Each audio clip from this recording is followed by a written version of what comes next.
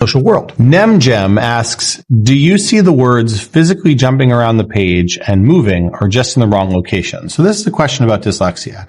So I'd like to give you an illustration of kind of what that looks like. Up here, you probably see the words the way that you typically see them on a page. They're standing still.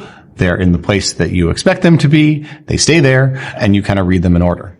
Down here, you see the way that many, not all, but many dyslexic people view these words. So you can see they, might be a little bit jumbled around. Maybe the order is flipped or switched, but they're kind of not staying put and doing the things in the order that you need to be able to read them fluently and fluidly. And so folks with dyslexia are often doing this extra cognitive effort of trying to figure out not just what does this say, but when I look at it, what do I think it's sort of meant to say, and how do I get the letters to look the way they're supposed to look so that it does? The Aspie World asks, autism social masking.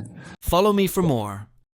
What is it, and why do we do it? There's this term called masking or camouflaging. Sometimes it's called pan or passing as non-autistic. Essentially, these are all different terms for when autistic people are either working hard to present as not autistic or to kind of minimize their autism features, or when autistic people are doing that, whether or not they're doing it intentionally, maybe because that's just how they've learned or where they've learned. What it is still, there's a lot of research into it, but it's generally this idea of sort of effortfully trying to impede doing things that autistic people do to fit in.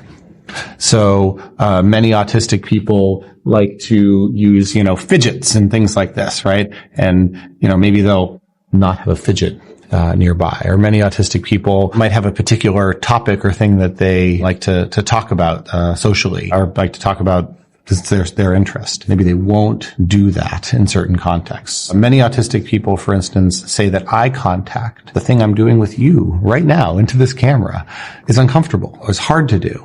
But many autistic people who are masking or camouflaging might force themselves to do that, even if it's uncomfortable. All of those are efforts to try to sort of fit into this neurotypical world. Some emerging research suggests that can be taxing, that it's sort of using up a lot of cognitive resources, brain resources, effort, emotional resources to try to do that. To fit in. But one thing we hear a lot from the autism community is that over time it can be taxing. There's some emerging evidence that it can be related to things like anxiety and depression, because if you're working that hard, you're sort of spending yourself out. So finding ways to help autistic people not have to mask quite so much so that they can be their authentic selves Follow me for more. Serious Toe 9303 asks, is Love on the Spectrum a good representation of autism, and are there better ones? That's a great question. Love on the Spectrum is one of a small but growing number of shows that has actually autistic people being portrayed. Some aspects of the portrayal and those relationships are kind of made for TV, like a lot of reality TV.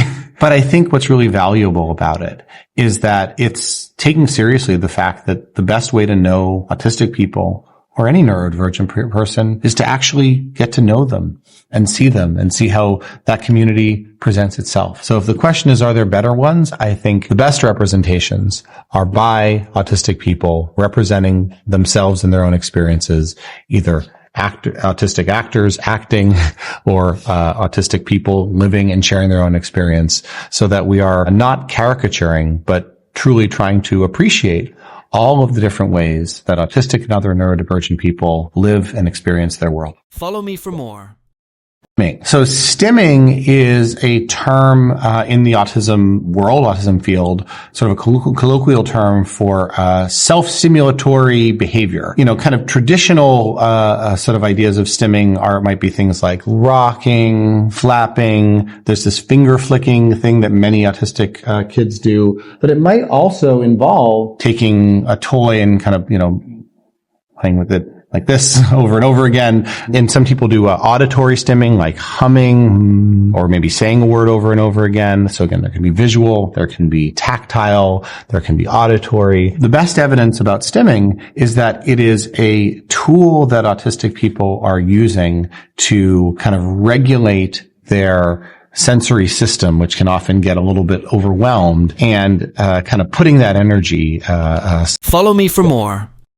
Asks, this is about to sound like the dumbest question ever, but what exactly is ADHD? It's not a dumb question, Quinn the Cats. There are kind of 3 types of ADHD, and they kind of each answer the question. One is ADHD inattentive type. So meaning folks with ADHD inattentive type struggle to pay attention, maintain attention. They might seem to sort of, wander off or have trouble kind of staying engaged in a conversation or on a topic. They might struggle academically as a result of this. Then there's what's called ADHD hyperactive type. And these are kids who kind of move all around the place, have trouble controlling their bodies, have trouble sitting still. There's a item on kind of the ADHD questionnaire that says acts as if driven by a motor. And I feel like this is the one when I talk to parents often they're like, yeah, that one. He acts like he's driven by a motor and the motor doesn't stop. And then there is ADHD-C, which is the most common, which is the combined type, which is basically the inattentive stuff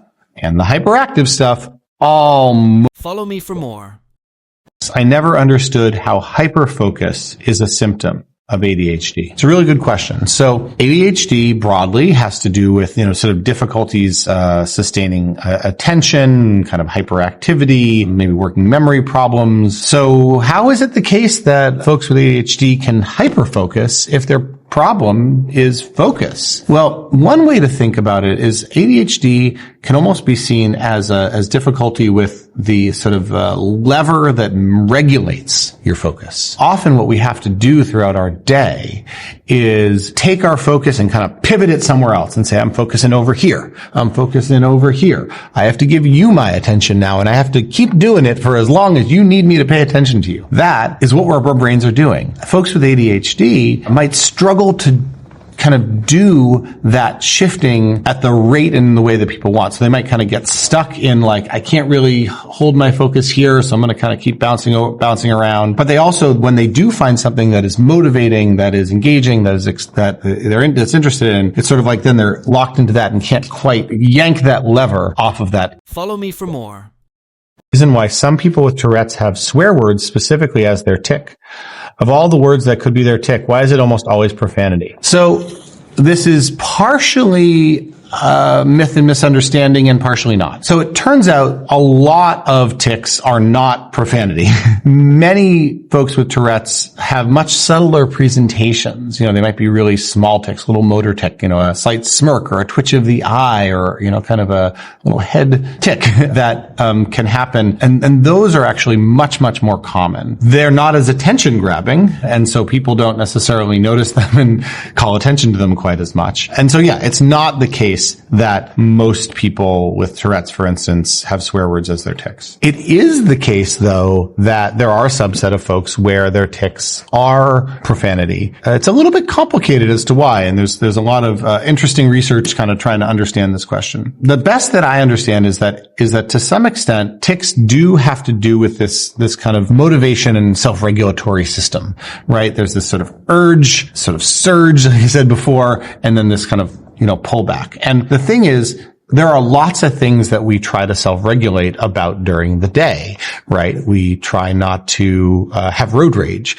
We try not to steal our siblings' candy when it's sitting next to them. And we try not to swear. There's, some evidence that suggests that, that process might be getting wrapped up for those folks. There's this sort of self-regulatory thing. I'm not going to do it. And the brain is kind of like, all right, I'm going to push through the thing I'm really don't want to do right now. I'm not meant to do right now. And it becomes that thing. And then it gets stuck. That's one of the, I think, more intriguing ideas as to why when it's profanity, why it's that. Estella likes salt. Follow me for more. User asks, is there a way to treat ADHD without meds? Great question. So yes, there are behavioral and psychological treatments for ADHD and within, kids and adults. In childhood, there are a number of kind of what are called like behavioral parent training or, parent management type approaches, which involve helping to kind of boost what's called like the salience, or the ways in which the things that kids with ADHD might miss that they kind of need to do, helps them kind of attend to it by giving them lots and lots of reward and support and attention for kind of getting it, right? Because many ADHD kids, they kind of might know what to do or have a sense of what to do, but they kind of miss it in the moment, or they can't figure out how to translate that knowing. And Follow me for more.